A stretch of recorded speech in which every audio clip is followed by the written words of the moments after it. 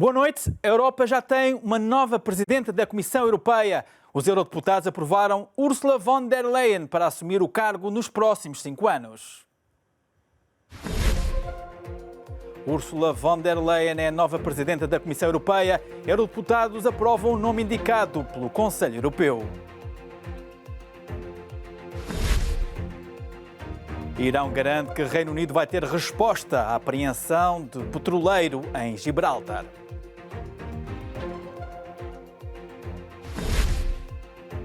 Turquia não se deixa pressionar pela suspensão de contactos e apoios da União Europeia e promete manter a exploração de gás e petróleo ao largo de Chipre.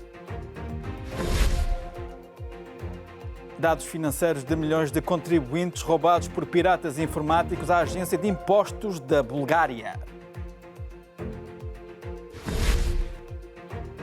Novo caso de ébola diagnosticado na República Democrática do Congo e desta vez fora da área em que se pensava estar confinado o vírus. O Parlamento Europeu decidiu. Ursula von der Leyen vai ser a presidente da Comissão Europeia nos próximos 5 anos. O processo de confirmação terminou ao final da tarde em Estrasburgo, depois de um discurso da mulher que ocupou o cargo de Ministra da Defesa do governo de Angela Merkel. A alemã Ursula von der Leyen é a nova presidente da Comissão Europeia. No final, Ursula von der Leyen obteve 383 votos a favor, 9 acima do mínimo de 374 votos necessários para a maioria absoluta. A confiança que depositaram em mim é a confiança que depositam na Europa. Confiança numa Europa unida e forte, de leste a oeste, do sul ao norte. A confiança numa Europa que está preparada para lutar em prol do futuro. É uma grande responsabilidade e o meu trabalho começa agora.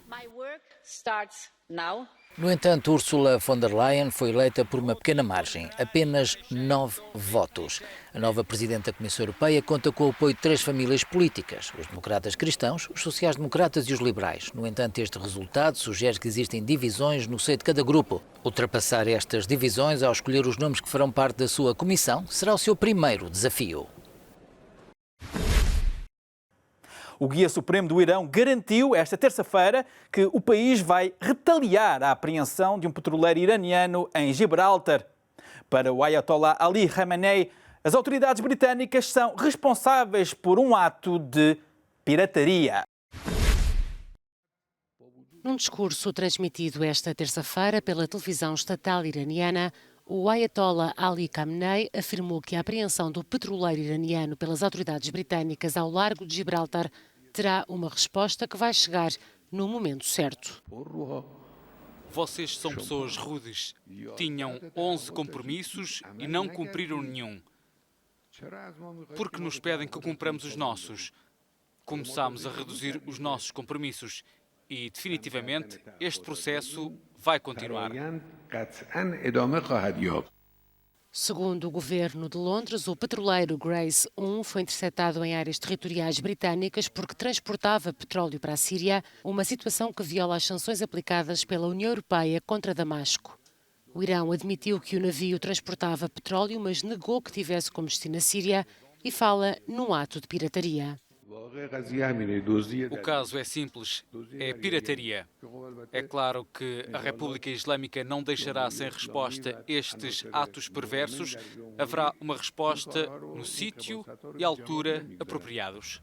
O ministro dos Negócios Estrangeiros britânico disse esta segunda-feira que a abordagem do Irão no Médio Oriente é profundamente destabilizadora, mas mostrou a vontade do governo de Londres de reduzir as tensões com os iranianos. Uma declaração que até agora não teve consequências. No discurso desta terça-feira, o Ayatollah Ali Khamenei criticou os europeus e garantiu que o Irão vai continuar a limitar os compromissos estabelecidos no Acordo Nuclear de 2015. A Turquia marca posição e reforça a presença militar ao largo de Chipre. É a resposta às sanções decretadas pela União Europeia. Em causa, a exploração de gás natural na costa cipriota.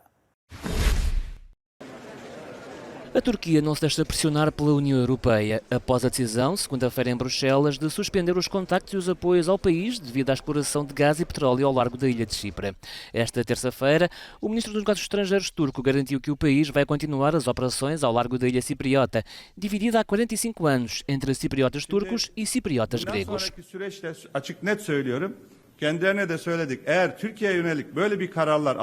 Se vocês na União Europeia tomam estas decisões contra a Turquia, vamos aumentar as atividades no Mediterrâneo Oriental. Temos embarcações no Mediterrâneo Oriental, vamos mandar mais assim que possível e continuar a aumentar as nossas atividades na região até que os direitos do povo de Chipre sejam garantidos.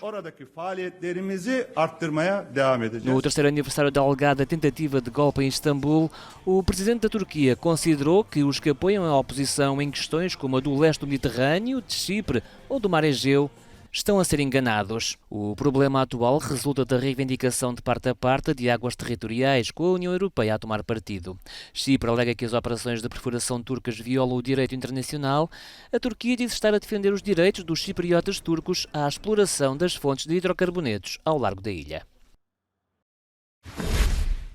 Os dados financeiros de milhões de búlgaros foram roubados por piratas informáticos à Agência de Impostos do Estado.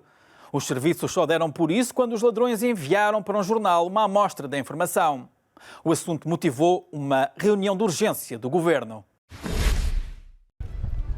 Piratas informáticos terão roubado os dados financeiros da quase totalidade dos contribuintes búlgaros. Oficialmente, o governo de Sófia apenas admite que 3% da base de dados do fisco está comprometida. Analistas adiantam que o roubo terá sido maior. O ministro do Interior admite apenas que foi confirmado o acesso ilegal e que a investigação ainda está a decorrer. A partir da análise de alguma informação e a verificação ainda continua, podemos dizer que os dados coincidem com os que estão nos servidores da Agência Nacional do Rendimento.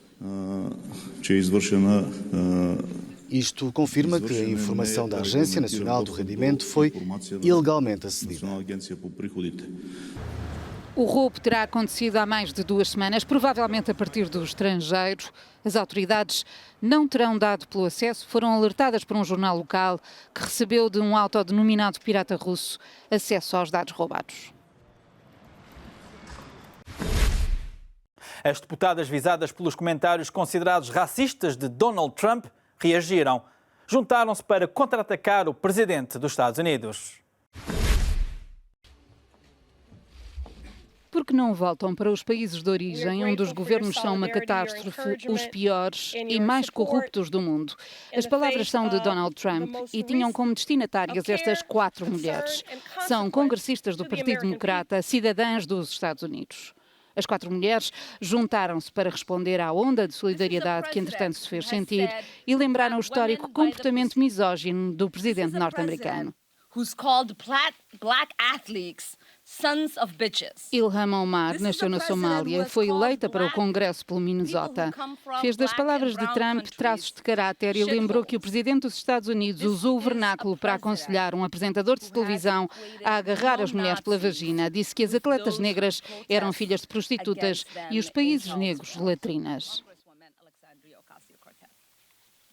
Omar, tal como Alexandria Ocasio-Cortez, também congressista nascida no Bronx, em Nova Iorque, pediu a impugnação do mandato de Trump.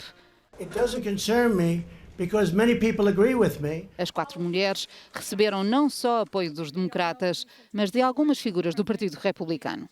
O que foi dito e tweetado foi destrutivo, humilhante, separatista, francamente, muito errado.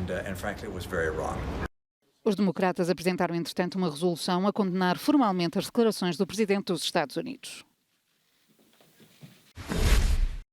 A Organização Mundial de Saúde decide esta quarta-feira se declara a epidemia de ébola na República Democrática do Congo como uma emergência internacional. A decisão foi tomada depois da morte do homem diagnosticado com a doença há 3 dias, perto da fronteira com o Ruanda.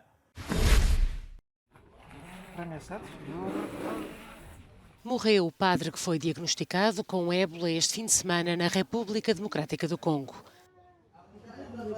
O pastor evangélico chegou de autocarro a Goma, um importante polo de transportes situado no leste do país, onde vive mais de 1 milhão de pessoas. Esta quarta-feira, a Organização Mundial de Saúde vai decidir se declara a epidemia de ébola no Congo uma emergência internacional.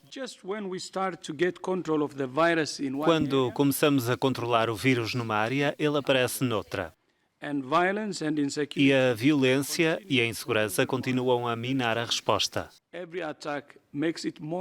Cada ataque torna mais difícil rastrear contatos, vacinar e realizar enterros seguros. Cada ataque dá ao ébola uma oportunidade para se espalhar. O ébola tem uma boleia grátis em cada ataque. Goma faz fronteira com o Ruanda, país que está em alerta máximo desde que a doença mortal foi localizada. O governo de Kigali pediu esta segunda-feira à população cooperação máxima no cumprimento das medidas preventivas para impedir a disseminação do vírus.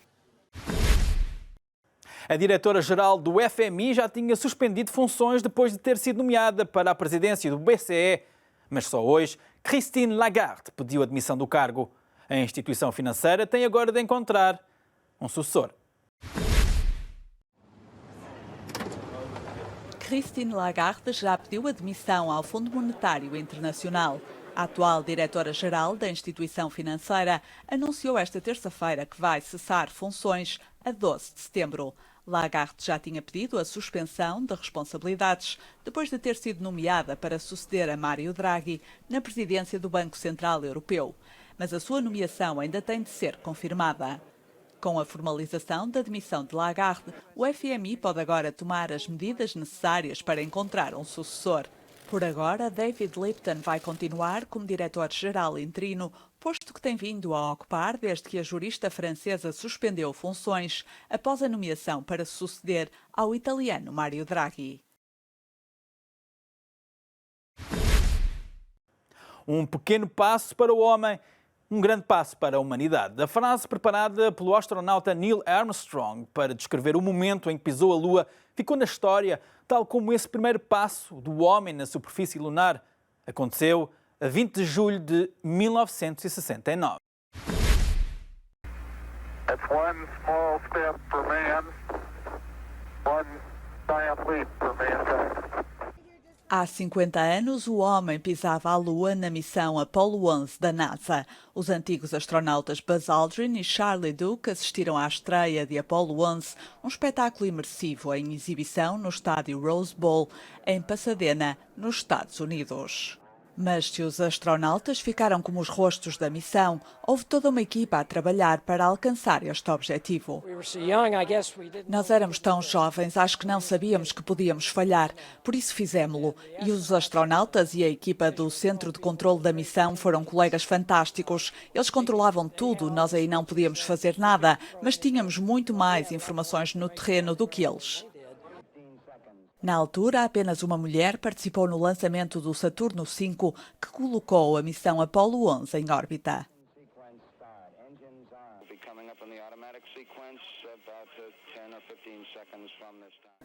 Estive envolvida em imensos testes, aliás, em quase todos. Reuniões, planeamento pré-lançamento, revisões de procedimentos.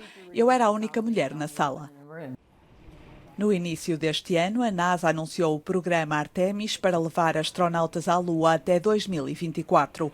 O objetivo é usar a superfície lunar como campo de treino para uma eventual exploração de Marte. E chegamos ao final de mais um Euronews Noite. Obrigado por estar connosco. Não saia daí.